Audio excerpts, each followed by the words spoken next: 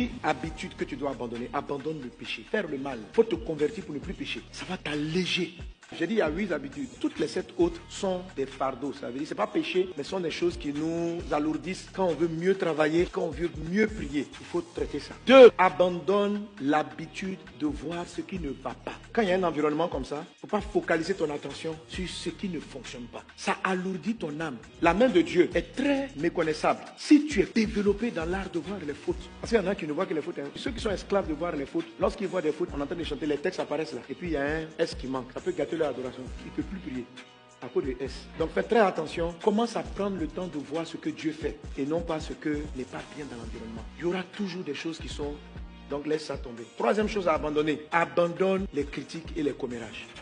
Critiquer et commérer, c'est vous attarder sur les défauts des gens. Vous attarder sur les défauts des gens va faire que vous ne verrez pas la main de Dieu parce que quand elle arrive, elle est méconnaissable, elle ressemble à quelque chose qu'on peut mépriser. Donc ne développe même pas l'art de donner ton avis sur les défauts des gens. C'est une perte de temps. Et quand toi-même tu vas vouloir monter, ça va te mettre en retard. Ok? Donc choisissez de ne pas vous mettre dans ce type de causerie là. Et vous allez voir que votre décision de mieux travailler, de mieux prier va être très facile. Quatrième chose, abandonne les relations toxiques, les mauvaises connexions. Une relation toxique, c'est une relation, quand vous vous asseyez ensemble, elle amène ton âme à s'attarder sur des choses négatives, sur des critiques. C'est-à-dire que quand vous êtes ensemble, vous devez mal parler de quelque chose. Cinquième chose, abandonne l'habitude de voir tes incapacités. Je ne suis pas digne, je ne peux pas faire ça, je ne suis pas fort, je n'ai pas fait l'école, je n'ai pas les études, je ne peux pas.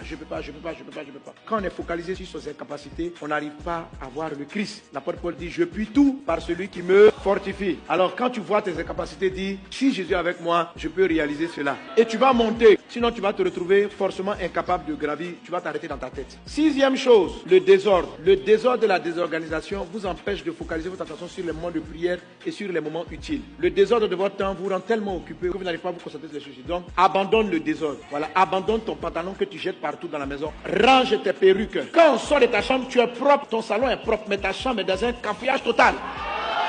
Donc, abandonne le désordre. Dis, j'abandonne le désordre. Septième chose, pour monter, il faut abandonner les habitudes qui ne te font pas avancer. Ça veut dire, observe tout ce que tu fais. Et puis regarde, qu'est-ce que tu fais qui ne t'apporte rien à la vie. Il faut laisser ça. C'est-à-dire, il y a des habitudes que tu as. Par exemple, sur ton téléphone, scroller, TikTok. Il faut que je me réponde. Moi, je vais t'expliquer mon cas. Un jour, sur le iPhone, là, il y a un endroit où on vous montre qu'est-ce que vous avez fait sur le téléphone. J'ai honte de cette partie-là. Quand je suis parti là-dessus, j'ai vu que quand j'étais sur mon téléphone, j'ai passé plus de temps à jouer à un jeu qui est sur mon téléphone là qu'à faire des choses constructives. C'est bien de jouer pour se détendre. C'est un sabbat. Mais si sabbat, au lieu d'être 1 jour sur 7, devient 4 jours ou 5 jours sur 7, c'est du désordre. Et donc j'ai eu